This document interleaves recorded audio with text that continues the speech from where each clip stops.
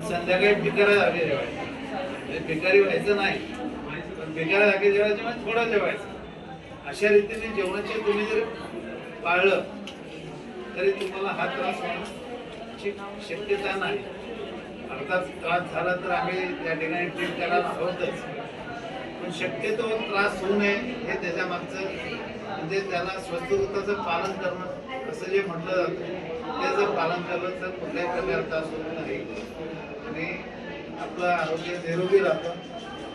सकाळी फिरायला जाणं, सकाळी कोमट पाणी पिणं, 2-3 किलोमीटर जेवढं जमतं तेवढं फिरणं, सकाळचा नाश्ता चांगल्या प्रकारे करणं, दुपारचं जेवण. आणि अजून एक दुसरं माझं सांगायचं राहिलं की जेवणात कमीत कमी 4 ते 5 तासाचं अंतर, 6 तास म्हटलं की कमीत कमी 5-6 तास तरी अंतर ठेवणार. तर तुम्ही सकाळी 8 वाजता जर नाश्ता केला तर दुपारचं जेवण तुम्ही 2 वाजता करणार असेल आणि संध्याकाळचं जेवण 7च्या आत केलं. जर जेवणाच्या वेळा जर पाळल्या तर तुम्हाला अशा होण्याची शक्यता नसते. एवढं आजचं निमित्त तुम्हाला सगळ्यांना सांगायचं.